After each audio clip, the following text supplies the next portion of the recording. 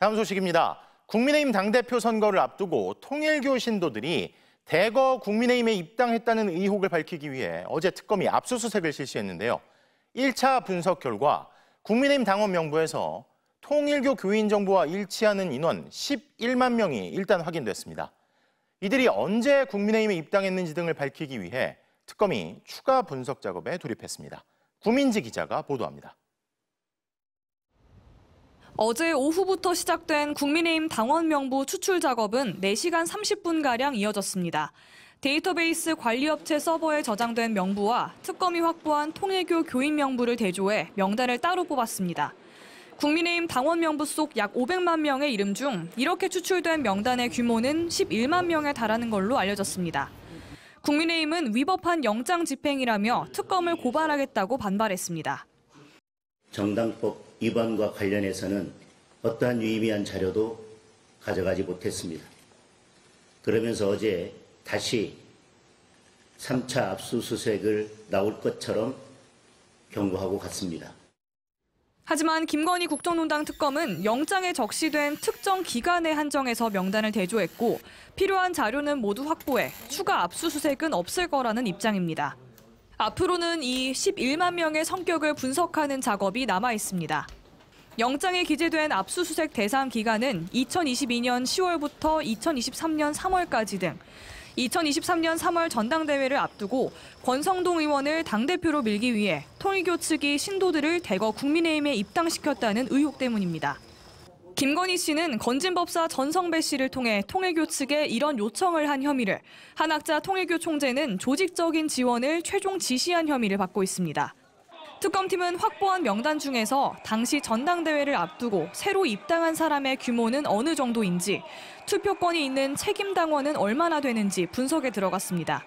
분석 작업이 마무리되는 대로 특검은 이들의 구체적인 입당 경위도 확인할 방침입니다. MBC 뉴스 구민지입니다.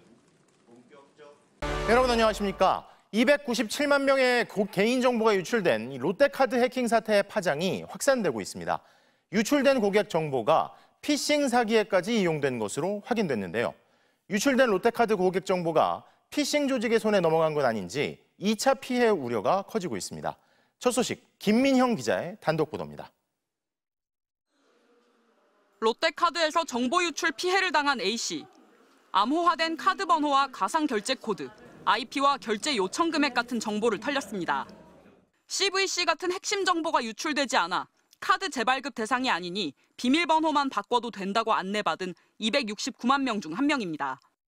그런데 A씨는 오늘 새벽 1시 반쯤 신형 아이폰 17 259만 원이 결제됐다는 메일을 받았습니다. 이런 거 산 적이 없는데 롯데카드가 해킹이 된 건가 해서 제가 한 결제가 아닙니다라고 눌러서 들어갔더니 내가 결제하지 않았다는 버튼을 누르자 애플 계정과 비밀번호, 카드 번호를 입력하라는 사이트로 연결됐습니다. 비밀번호를 바꾸려면 유한 신용카드 번호를 입력해라. 깜짝 놀라 롯데카드 고객센터에 수차례 전화했지만 아무도 응답하지 않았습니다. 천신만고 끝에 연결된 애플 상담원에게선 결제 내역이 없다며 피싱 같다는 답이 돌아왔습니다. 실제 피싱이었습니다. 애초에 아이폰이 결제됐다는 메일은 모두 거짓이었습니다. 하지만 연결된 사이트에는 유출됐던 A씨의 롯데카드 번호 뒤 4자리 9172가 그대로 적혀 있었습니다. 유출된 카드가 부정 사용됐다고 믿을 수밖에 없었던 겁니다. 피싱 메일을 보낸 범죄자가 유출된 카드 번호를 입수해 추가 금융정보를 빼내려고 한 건 아닌지 의심되는 상황입니다. 내 롯데카드 번호를 내가 여기에 다 입력하게끔 얘가 나를 유도했구나. 여러 번 치게 함으로써 오타가 날 수도 있고 여러 가지 있잖아요. 그럼 정확하게 카드 번호를 받기 위해서 하는 방법일 수도 있고요. A씨의 카드 정보가 피싱 범죄자에게 어떻게 흘러간 건지, 만약 유출된 297만 명의 개인정보를 피싱 조직이 손에 넣었다면 추가 피해가 어디까지 확산될지 가늠할 수조차 없습니다. MBC 뉴스 김민영입니다. 이런 가운데 무단 소액 결제 사태가 발생한 KT에선 내부 네트워크까지 여러 번 해킹을 당한 사실이 추가로 확인됐습니다. KT는 보안 점검을 맡은 외부 업체로부터 이 사실을 보고받고도 법정 시한을 사흘이나 넘겨 관계 당국에 신고한 것으로 드러났는데요.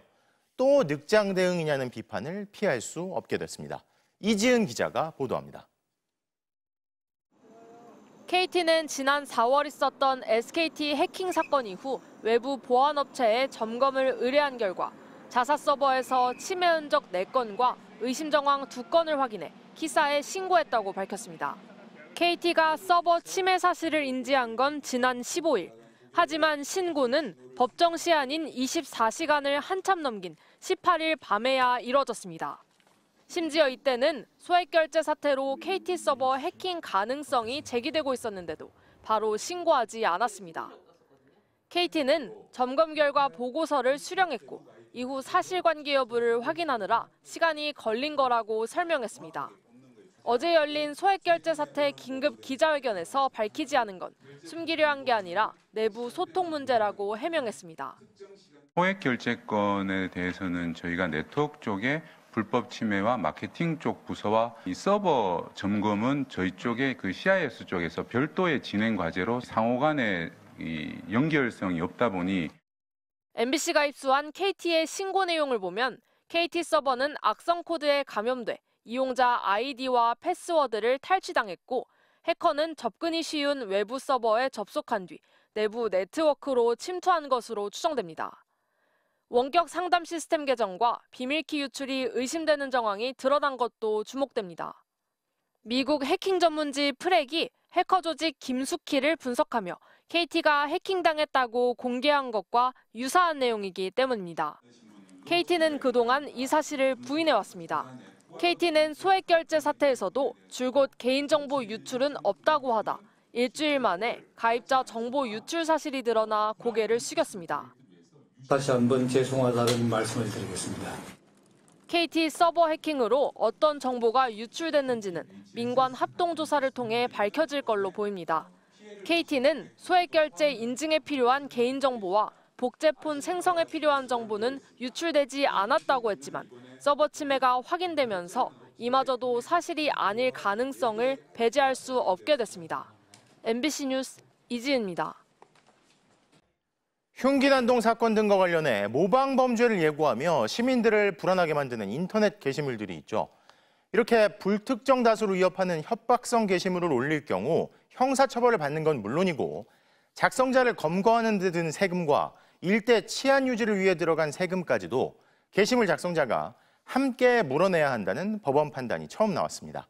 유서영 기자가 보도합니다.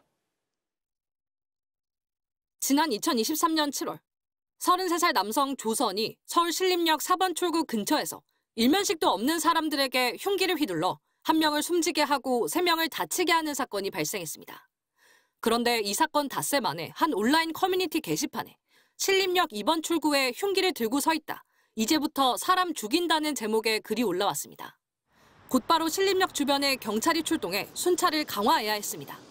작성자는 29살 남성 최모 씨. 검거되기까지 12일 동안 최 씨를 쫓고 신림역 주변을 수색하는 데 투입된 경찰관만 700명이 넘었습니다. 최 씨는 형사재판에서 징역 1년에 집행유예 2년을 확정받았습니다. 형사처벌과 별개로 살인 예고 글로 인한 인적, 물적 손해에 대한 책임을 묻기 위한 정부의 민사소송도 제기됐고 오늘 법원은 최 씨가 정부를 상대로 4,370만 원을 배상해야 한다는 판결을 내렸습니다. 재판부는 정부가 소송에서 청구한 비용을 모두 받아들이면서 최 씨를 검거하기 위해 경찰력을 투입하면서 들어간 근무수당과 경찰차 운행비용 등을 고스란히 다시 최 씨한테 물렸습니다. 그러면서 최 씨의 게시물 게재 행위로 정부가 다수의 경찰 인력을 투입해 신림역 주변 치안을 유지하고 최 씨를 검거하는 과정에서 불필요한 비용을 지출하게 된 사실이 인정된다고 설명했습니다. 2년 전 살인 예고 글에 이어 최근엔 공연장과 백화점 등에 폭발물을 설치했다는 협박글이 꾸준히 올라오는 상황. 협박글 게시자에게 금전적인 책임까지 물을 수 있다고 판단한 판결이 나오면서 불특정 다수를 향한 협박성 글을 줄이는데 영향을 줄 수 있을지 주목됩니다. MBC 뉴스 유서영입니다. 피자 가게에서 프랜차이즈 본사 임원 등 3명을 살해한 혐의를 받는 피자집 주인이 사건 전날 흉기를 가게 안에 숨겨놓고 CCTV를 가리는 등 범행을 사전에 계획했다는 정황이 드러났습니다. 정한솔 기자가 보도합니다. 범행은 지난 3일 오전 서울 관악구 조원동의 한 피자 가게 안에서 벌어졌습니다. 피자집 주인이 흉기를 휘둘렀습니다. 공격받은 프랜차이즈 본사 임원과 인테리어 업체를 운영하는 부녀 등 3명이 숨졌습니다. 범행 뒤 자해를 해 병원으로 옮겨졌던 피자집 주인은 일주일 뒤 퇴원과 동시에 경찰에 살인 혐의로 체포됐습니다. 가게 인테리어 보수 공사를 무상으로 해달라며 업체와 갈등을 겪다 범행을 저지른 것으로 조사됐습니다. 본사에서는 중재를 했다 이렇게 주장하고 있는데 사실인가요? 피해자 유족들에게 하신 말씀 없으세요? 경찰 조사 결과 계획 범행 정황도 드러났습니다. 범행 하루 전 흉기를 준비해 미리 가게 안에 숨겨둔 겁니다. 범행 당일에는 피해자들이 도착하기 직전 매장 내부 CCTV도 가려놨습니다. 오전 10시 51분 살려달라는 피해자 신고를 시작으로 모두 3차례 신고가 있었고 경찰은 첫 신고 이후 20분 만에 현장에 도착했습니다.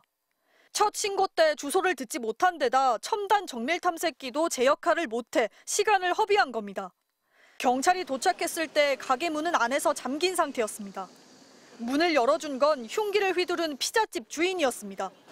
앞서 경찰은 피해의 중대성, 범행의 잔인성이 인정되고 범행 증거도 충분하며 범죄 예방 등 공공의 이익을 위해 필요하다고 판단했다며 피의자의 신상 정보를 공개했습니다. 경찰은 오늘 41살 김동원을 살해 혐의로 검찰에 구속 상태로 넘겼습니다. MBC 뉴스 정한솔입니다.